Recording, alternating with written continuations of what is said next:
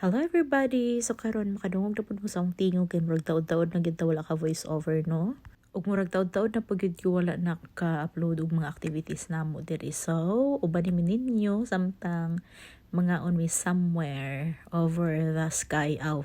We woke up early in the morning around 6:30 kay nasabot naman ni namo gabi daan nga manglakaw me for breakfast. So natata. Diri lang po na mo gi-meet up si Kin next kay gipadiretso na namo siya para dili mi malate.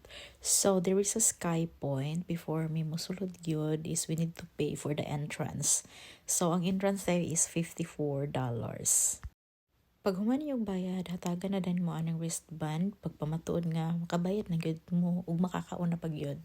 So amo ring anihian guys is Sky Point. Buffet ni siya. So kung wa ko nasayop namin sa 79th floor or 77 ba to? Ay 77 dahil guys na raw nakita ninyo diya sa elevator.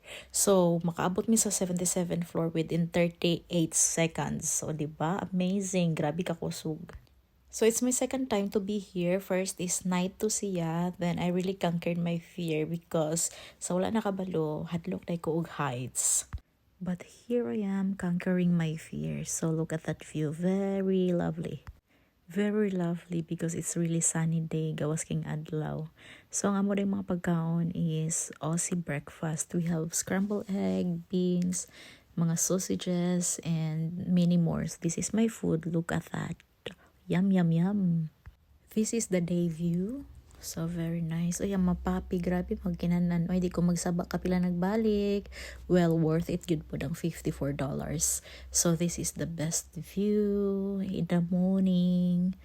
So the ocean is really quiet and peaceful. Walang bagyo. So kani guys, musaka na sila dito sa Kinatumyan gyud, which is murag dili pa gyud nako kaya. Kung kinsa tong gusto mo sa kadara, kinahanglan pud mag-book kay lahi pud na siya og bayad.